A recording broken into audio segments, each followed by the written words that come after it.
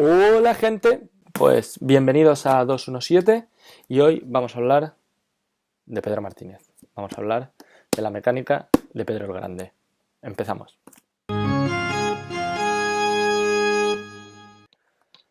Pues para hablar de la mecánica de Pedro Martínez tenemos aquí con nosotros a Marcelo Alfonsín, head coach de Vélez Béisbol en la Liga Metropolitana de Buenos Aires y el coordinador de picheo de los Gauchos de la selección argentina de béisbol. ¿Qué tal, Marcelo? Todo bien, gracias. Pues bueno, a ver, lo primero, ¿no? Que nos has dicho que llamaba la atención de Pedro cuando se le veía por primera vez, es que es un pitcher con un físico no demasiado espectacular. No es un jugador musculoso, no es un jugador alto y por momentos es incluso frágil. Y esto es una auténtica anomalía, ¿verdad? Sí, sí, es lo que hablamos anteriormente. Es como el tipo de jugador que no es la media, digamos. Es el jugador, el outlier, como decimos a veces, ¿no?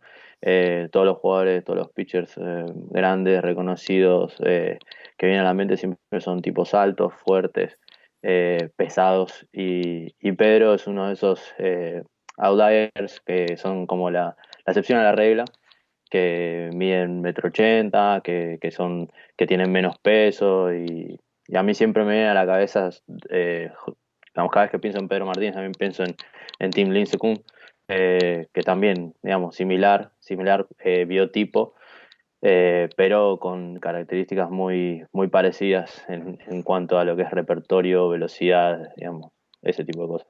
Son jugadores, son sobre todo, vamos, lanzadores que tienen que aprovechar, ¿no? Nos decías, digamos, absolutamente todas las partes de su cuerpo y cada, ¿no? Casi cada gramo de músculo para generar fuerza, ¿no? No pueden desperdiciar nada y se ven obligados a utilizar, ¿no? A trabajar muy bien con el tren inferior para poder dar fuerza, ¿no? Dar velocidad suficiente a sus lanzamientos. Sí, exacto, son gente que no solo, digamos, no pueden darse el lujo de hacer malos movimientos, de tener malas mecánicas.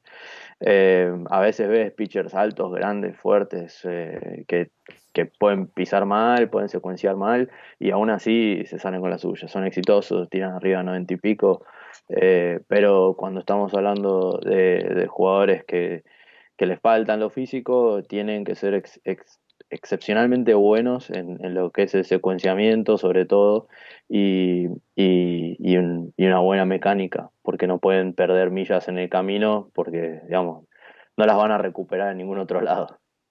Bueno, Pedro, como todo el mundo sabe, nació en República Dominicana, allí un poco a rebufo de su hermano Ramón, que entra en la academia que los Dodgers tienen allí, pues entra también en la academia, a pesar de que existían ciertas reticencias, ¿no?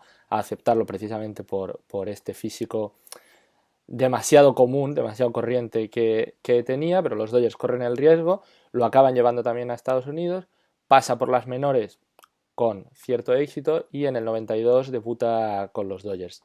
Y su lanzamiento estrella en este momento, como sucede con muchísimos lanzadores jóvenes, Marcelo, era la bola rápida. Sí, sí. Eso también, una de las cosas que hablábamos es que justamente a Pedro se lo reconoce o siempre se habla de sus efectos, sobre todo del cambio. Eh, pero, digamos, lo que yo siempre sostengo es que no creo que él hubiera sido exitoso con los efectos que más tarde desarrolló en su carrera si él no hubiese tenido una recta potente como para anclar todos esos lanzamientos, digamos.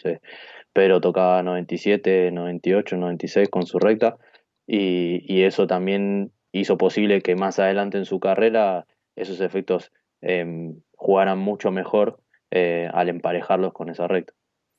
Una de las cosas, Marcelo, que definía a Pedro en estos primeros tiempos, aparte de la recta, es que él lanzaba mucho, ¿no? Y parece ser que es algo que ya hacía en Dominicana, él lanzaba mucho dentro y arriba, ¿no? Y al final, pues Mm. acababa.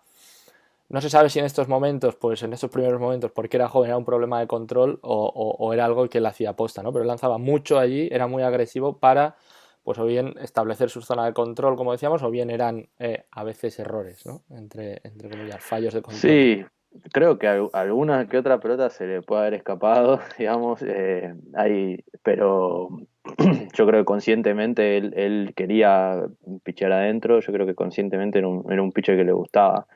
Digamos, hay otros también, pitchers también, que siempre establecieron como que la parte de adentro del home era de ellos. Bob Gibson es otro también. Pero generalmente esos pitchers establecen, digamos, que el inside part of the plate es de ellos. Después pichan mucho más cómodos con el resto de sus secundarios, digamos. Es muy difícil jugar con sliders y pelotas fuera de la zona si los bateadores se están metiendo dentro del home. Entonces, Pedro para mí, jugando adentro, eh, establecía como que ese era su lugar y muchas veces lo vi golpear bateadores y además si se le escapaba o no, no te das cuenta porque él se quedaba siempre mirando a los bateadores fijo, fijo. No admitía el error si era un error, digamos. Entonces no sabes cuándo lo hizo a propósito o cuándo fue sin querer, digamos.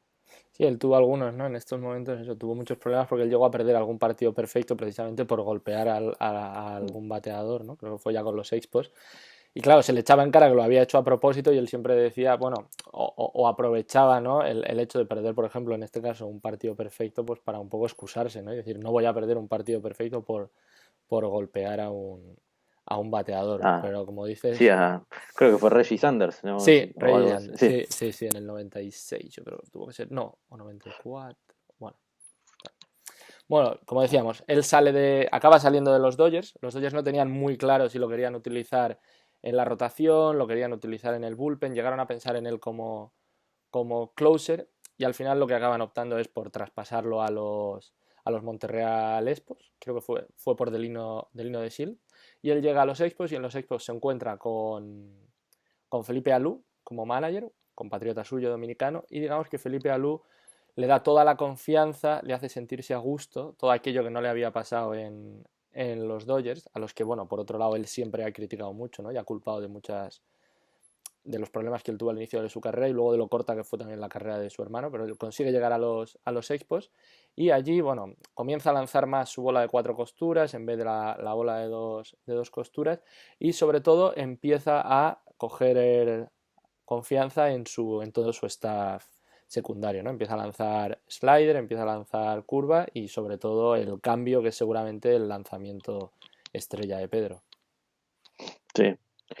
Sí, yo creo que de ahí en más ya es como se volvió bastante dominante el tema, pero como dijiste vos, él pasó de ser un sinker bowler, digamos, un two-seamer, a confiar mucho más en su recta de 4 costuras. Yo creo que lo que pasa cuando los pitchers que tienen ya vienen con un buen secundario o ya vienen con buen movimiento en su recta y desarrollan esa recta de 4 costuras, como que pasan a otro nivel. Porque con la recta de 4 costuras puedes atacar a un bateador eh, recto y para arriba, sobre todo arriba en la zona, y después tenés la oportunidad de con tu mismo two-seamer ir hacia adentro un derecho, afuera hacia un zurdo, y con el slider afuera hacia un derecho, adentro hacia un zurdo, y con la curva atacar hacia abajo. Entonces como que tenés la posibilidad de atacar en 4 planos distintos de dirección y eso ya confunde muchísimo a los bateadores, te permite a vos como abridor trabajar el lineup mucho mejor y tal vez durar mucho más dentro de un juego, digamos. Si vos vas con 3 secundarios o con picheos que se mueven relativamente similar, generalmente a la segunda vuelta del lineup, tercera, ya te vieron todo lo que tenés. Yo creo que Pedro con eso se abrió una puerta más y pudo permanecer mucho más en los juegos. Me Bueno, parece que eso fue fundamental. hay una cosa que me llama la atención, que esto se lo ha dicho Pedro alguna vez, que él dice que cuando empezó, digamos, a lanzar el cambio, y también un poco con la slider y la curva, que él simplemente lo lanzaba y que digamos que no se preocupaba por la localización, que él confiaba en que el simple hecho, ¿no? de un cambio en la velocidad fuera suficiente para, para engañar a los bateadores, pero que es viendo a Maddox y a Glavine en el All-Star del 96 cuando él se da cuenta de que si tú además de lanzar un cambio con la única el único pensamiento de que esa variación en la velocidad va a ser suficiente para ponchar al bateador, lo lanzas también localizándolo, eso te hace todavía más Sí, sí, imbateable. obvio. Más efectivo, sí, sí, más vale. Es que eso pasa generalmente también. O sea, muchas veces los pitchers, digamos, ven el cambio como un tema para sacar del timing al bateador y nada más. Pero los que realmente pueden ponerlo donde quieren y creo que en esto Pedro fue eh, un, como una persona que, como dijiste vos, ya en ese momento de su carrera empezó a experimentar con el grip y con los distintos puntos de presión de la mano. Decir, bueno, si lo tengo que tirar un poco más alto en la zona, uso más este dedo, y si lo tengo que tirar como para que caiga más, uso más estos dedos que no tienen tanta fuerza, digamos, como para hacer grip, ¿no? Entonces, como que él empezó a experimentar y correr el grip sobre la ola como para decir, bueno, si quiero ir alto, si quiero ir más al medio, si quiero ir más afuera. Eh, sí, totalmente. Me parece que al experimentar con eso empezó a darse cuenta que podía darle dirección al cambio. Hablas ahora de los grips y de los dedos. Seguramente una de las cosas también de las que más se habla de Pedro, ¿no? Y de por qué era capaz, ¿no? De experimentar y de hacer todos estos agarres distintos, era porque se dice que tenía unos, que aunque él era pequeño, ¿no? Digamos físicamente, Ujú. digamos que sus dedos sí que eran extraordinariamente largos, ¿no? Y que eso le permitía, ¿no? Pues hacer agarres distintos, ir variando, aprovechar las presiones, incluso, ¿no? Comentabas, ¿no? Que cuando la bola, digamos, permanece más en los dedos, eso acaba favoreciendo, ¿no? De alguna manera a la rotación y a este tipo de cosas. Claro, sí, o sea, es en contraposición a lo que los scouts siempre ven, que decir, si sos bajo no les gusta, si sos, digamos, enano o flaco no les gusta, si tienes dedos grandes, ahí ya les gusta. Y los scouts probablemente lo hayan visto eso, y es que tenés mucho mayor manipulación de la pelota. Y para mí también, yo creo que cambia mucho el tema de lo que es hoy sería un spin rate, digamos. Me parece que los que tienen la posibilidad de agarrar la pelota con toda la mano, al final generan mayor rotación sobre la pelota. Yo he visto jugadores que también al cambiar la posición de los dedos sobre las costuras, y soltar al final, tal vez apretando más las costuras con la yema de los dedos, logran 200 RPM más. Y Pedro, obviamente, sí, digamos, yo lo he visto agarrar una pelota y que como que le queda chica en la mano, o sea, parece como que se la traga. Y eso le ha haber jugado totalmente a favor también, sí. Bueno, Pedro sale de los Expos, convertido ya en una estrella total de la liga, llega a Boston, tiene 2 o 3 años de muchísimo dominio, sobre todo el 99 y el 2000, ¿no? Que son, se podría argumentar, ¿no? Hay motivos suficientes para pensar que son las temporadas más dominantes, ¿no? Que ha tenido nunca un lanzador en las mayores.